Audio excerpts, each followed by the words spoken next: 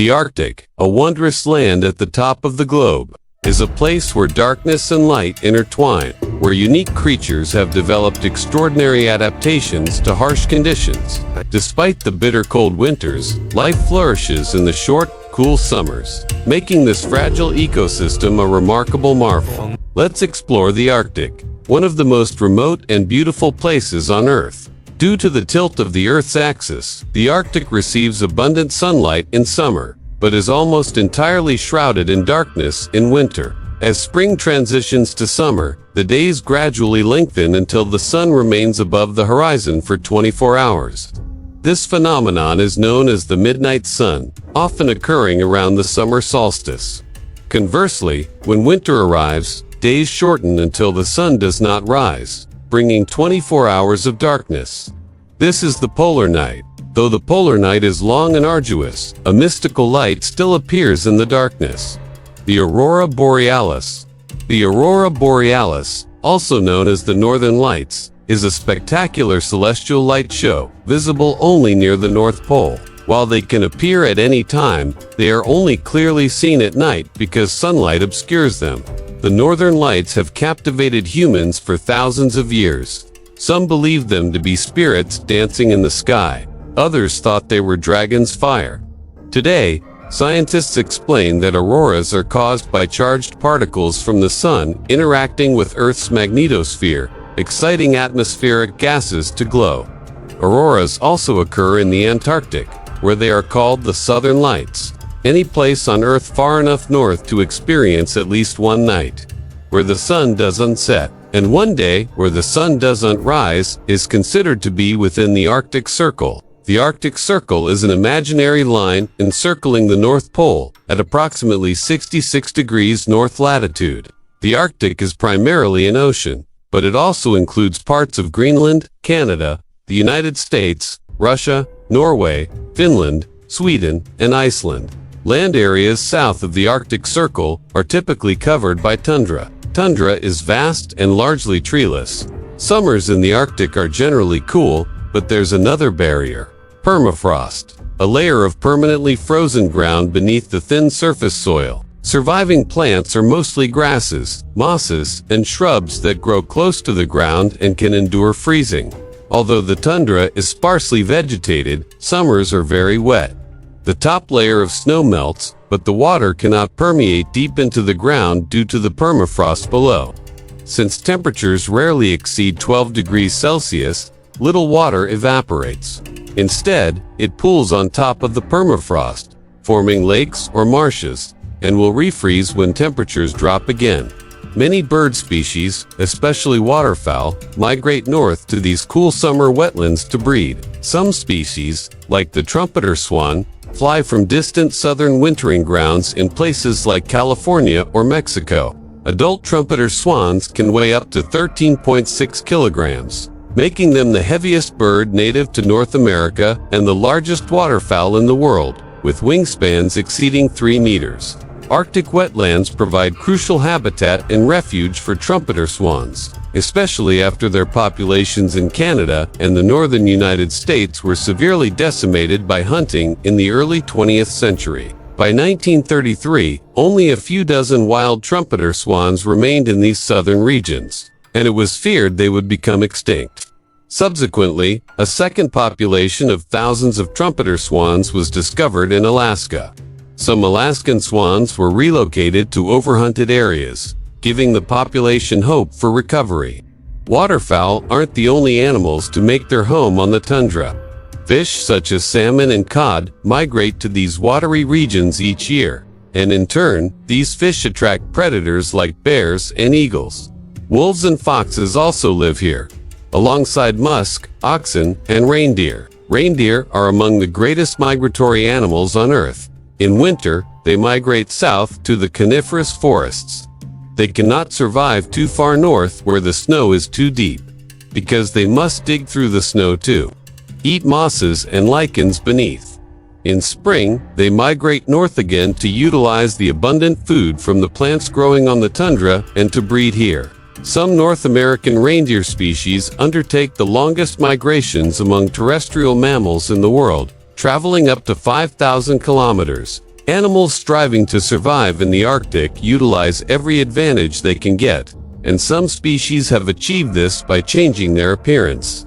In lands of ice and snow, having white fur is incredibly helpful. Some species, like lemmings, keep their white fur year-round, but others, like the Arctic fox, sport brown or gray fur in summer and only turn white in winter. Another color-changing bird is the ptarmigan, and they are covered in mottled brown and white plumage in summer. As the days shorten, they begin to molt. Both males and females will spend the winter in almost entirely white plumage. Once the snow begins to melt, predators can spot them more easily, and so they return to their mottled plumage. Females regain their brown camouflage first as spring arrives, helping to protect them from predators during incubation. Males, on the other hand, keep their white plumage for a longer period to stand out and attract females, and to demonstrate that they are clever and agile enough to avoid being eaten by predators. Puffins are another Arctic bird with a very different camouflage tactic. They are seabirds, only returning to land to nest and breed in burrows dug into the tops of cliffs. They prefer to breed on islands where the risk from predators is much lower than on the mainland. Puffins spend months at sea, and their coloration is very useful. Dark feathers on their backs and white feathers on their bellies. This color pattern is called countershading, and it helps them blend into the dark ocean water when viewed from above, or the bright sky when viewed from below. Although they can fly, puffins rarely fly in the air, and often move by paddling their webbed feet on the water to catch fish. They dive and propel themselves by flapping their wings underwater, much like penguins. The rich feeding grounds of the northern oceans attract large animals, including many whales. Humpback whales migrate north in spring to feed on abundant krill and small fish in the icy waters. Although humpback whales are generally solitary, sometimes they form small groups, especially when feeding. When a group of humpback whales works together, they can use a special method called bubble net feeding to trap fish and krill. The whales will swim in a deep circle below a school of fish. Then other whales will begin to blow bubbles to herd them together. Once the fish are trapped close together, the whales will lunge up from below, mouths wide open to scoop up large quantities of fish.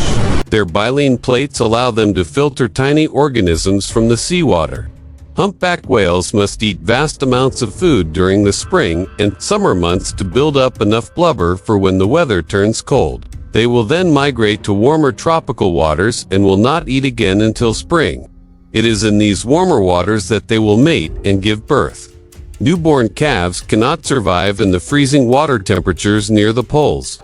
Adults must have successful summer hunts to survive their annual migration.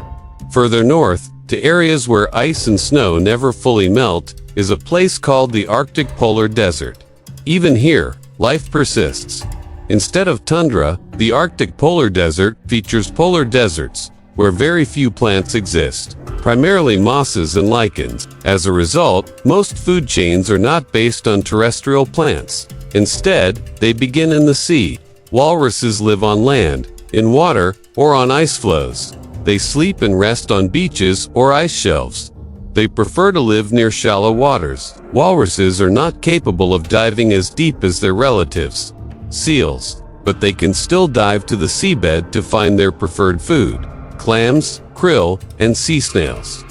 Although they may appear strange, walruses are well adapted to their icy habitat. Their thick skin and a layer of blubber up to 6 inches thick beneath their bellies serve the same purpose, helping walruses stay warm in the freezing waters of the Arctic. Thick skin and dense fur contribute to the walrus's massive size. An adult male can weigh up to 900 kilograms, and some even double that amount. However, their most recognizable feature is their tusks. Both male and female walruses have tusks, elongated canine teeth that can grow up to a meter long. Walruses use their tusks as a tool to grip ice and help them pull themselves out of the water and onto ice floes. They also use their tusks to create breathing holes when too much ice covers the surface of the water.